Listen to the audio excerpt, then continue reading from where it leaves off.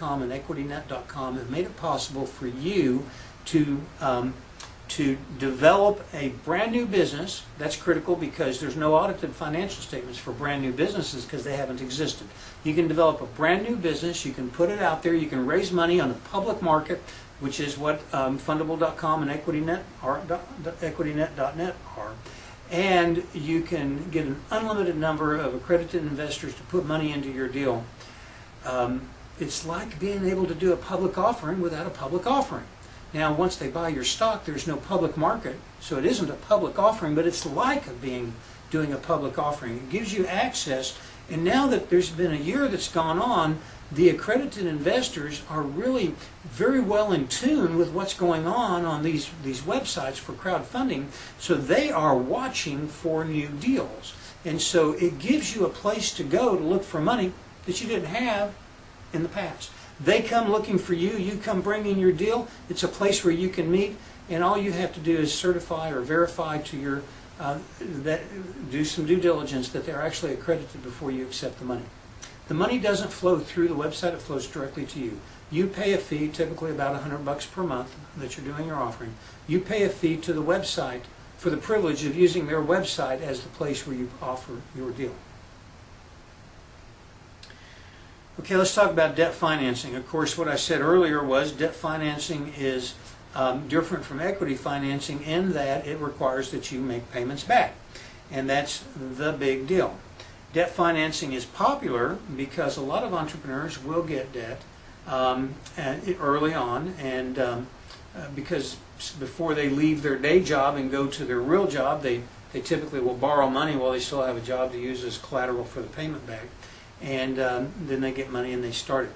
Debt is dangerous. Debt requires payment back, and so it's really, you have to be careful. You should never ever finance a business purely on debt. You should always have some capital of your own that you put into it.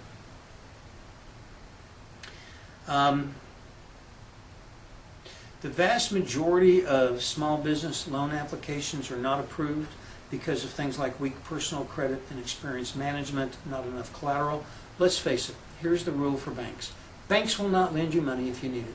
They'll only lend you money if you don't need it and if you have enough collateral to give them confidence that it can be paid back even if you fail. So a bank is not they're not investors. They don't really care. I mean, they want you to succeed, but they're not in it to take a risk. They just want a return on their investment that's predictable. And if they get a sense that you're too risky and that they're not going to be able to get their money back, they're not interested. So again, banks typically only loan money if they're not worried about getting it paid back. If they think you need it, they're not going to let you have it. If they think you don't need it but you want it to grow and you can surely pay them back, then they're going to lend you the money. So a lot of the debt financing centers around positioning your company so that the bank is confident you don't really need their money. Then they'll lend it to you.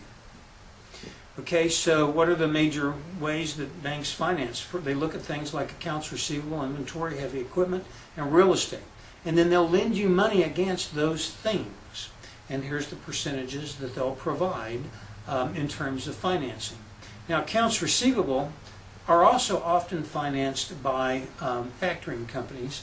But if a bank or factoring company lends you money on your accounts receivable, what's going to happen is they're going to require that your customers pay to a lockbox where the monies will actually go into the bank or the factoring company's account, and then they'll cut you a check for the difference. So if you put $10,000 of receivables up for factoring, they'll cut you a check for the $10,000, or they'll cut you a check for $7,500. And then what they'll do is the $10,000 as it comes in, they'll go into their bank and they'll take the first $7,500. The remaining $2,500 they'll pay to you, but after they take their interest piece out. All debt financing is going to require essentially the same thing: personal financial statements of the owners that have over 19-20% interest in the company, personal tax returns, personal credit reports. There's going to have to be guarantors involved. Basically, everything is going to require a 3-year look back. So they're going to look at 3